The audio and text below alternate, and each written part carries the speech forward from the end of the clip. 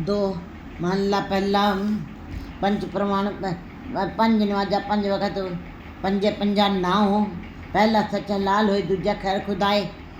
यहाँ पर 5 की संख्या की बात की गई है और 5 की संख्या की बात हमारे भारतवर्ष में बहुत ही 5 संख्या को बहुत महत्व दिया गया है,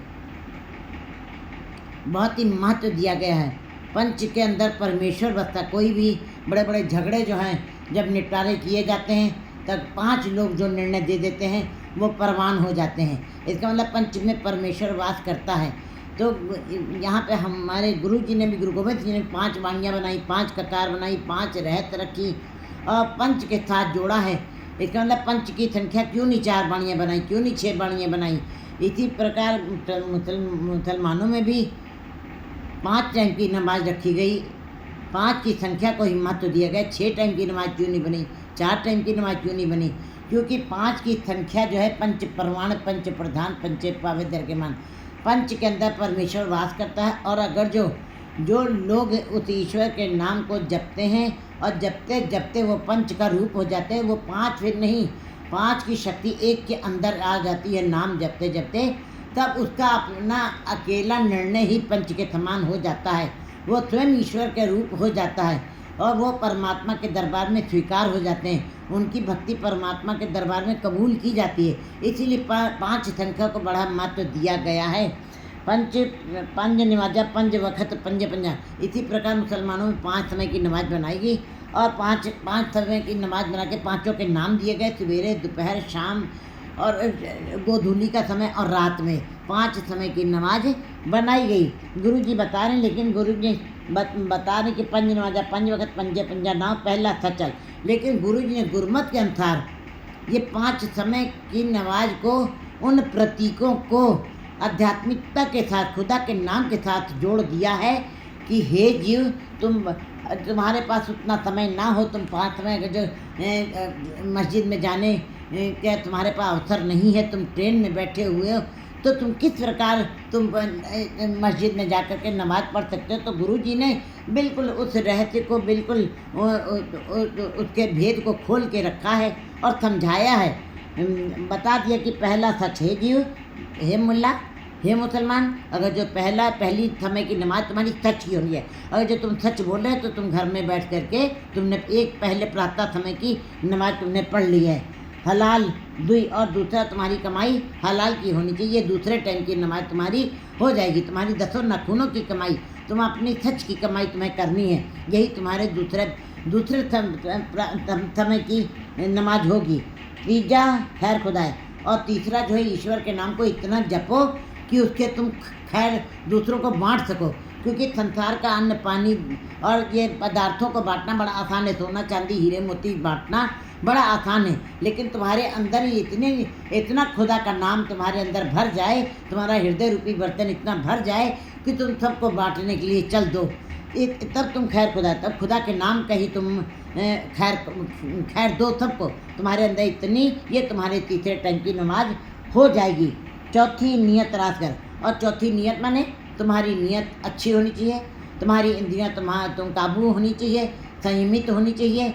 जो अपनी इंद्रियों को काबू कर लेते हैं वो खुदा को प्राप्त कर लेते हैं। कहते हैं ये यही इंद्रियां जो हाथ पैर मुंह नाक आँख कान, जो संसार को देख रहे हैं, बाजार को देख रहे हैं, संसार का रस ले रहे हैं और संसार का आनंद ले रहे हैं, ये आंखें संसार को ही देख रही हैं, संसार का रस ले रही हैं, रसना संसार के पदार्थों को ही चख रही हैं, ईश्वर के नाम को नहीं चख रही हैं। यही इंद्रियां जो बाहर संसार को देखें, बाजार को देखें, परिवार को देखें, ये इंद्रियां ये उस खुदा को, निरंकार को देखने लगे। तो कहते हैं यही चौथी नियत रास कर, तुम्हारी इंद्रियां काबू हो जाए, संयमित हो जाएं। मूंद लिए दरवाजे, तुम्हारे यही दरवाजे, ये तुम्हारी इंद्रियां जो बाहर संसार के मेले को देख रही हैं, मेले संसार को देख रही हैं, अंदर तुम्हारे हृदय को देखने लगे, हृदय में खुदा के नाम को देखने लगे। तुम्हारी नियत रास हो, तुम्हारा करैक्टर ऊंचा हो, तुम्हारा चरित्र ऊंचा हो, तुम्हारे अंदर अच्छे विचार हों, रात कर। क्योंकि अगर जो बहुत सारा आज हम देखते हैं मंदिर मस्जिद गुरुद्वारों में नाम जपने वाले लोग बैठे हैं, ज्ञान बहुत है, लेकिन अंदर अंदर व्यभिचारिता भी करते हैं, अंदर अंदर पाप कर्म भी करते हैं, अंदर अंदर उनके इंद्रियां संयमित नहीं हैं।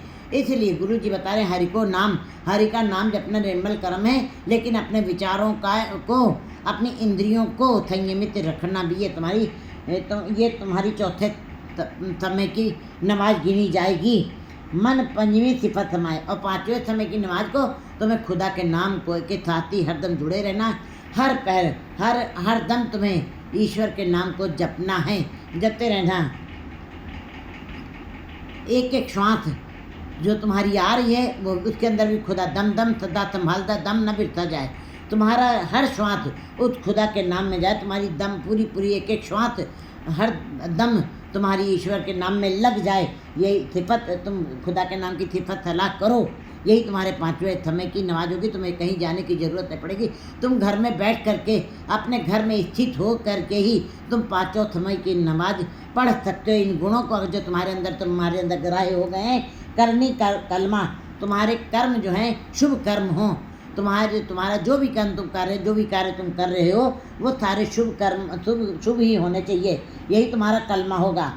आँख के तय मुसलमान सदाए, जब तुम सिफत सलाह करोगे और तुम्हारा कलमा भी तुम्हारी अच्छे शुभ कर्मों का होगा, तब तुम मुसलमान कहलाने के अधिकारी हो।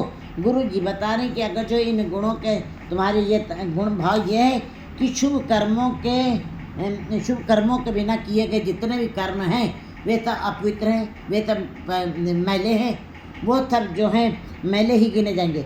सच्चा मुसलमान कहलाने का अधिकारी नहीं कहला सकता अगर जो उसके कर्म अच्छे नहीं हैं, और अगर जो अच्छे कर्म नहीं किए हैं तो उसका किया गया सारा कार्य व्यवहार भी अच्छा नहीं होगा, मैला होगा। उसकी इज्जत, उसका मान, उसके जो पति है वो भी अच्छी नहीं होगी, वो थोथी होगी। वो मान भी थोथा होगा, वो भी मैला होगा, वो भी अशुद्ध होगा। गुरु जी बता रहे कि इज्जत और मान और प्रतिष्ठा सब मैली ही गिनी जाएगी। नानक जैसे कूड़ियार कूड़ो पल्ले पाए। जितने भी झूठे लोग हैं उनके पल्ले में झूठ ही पड़ेगा।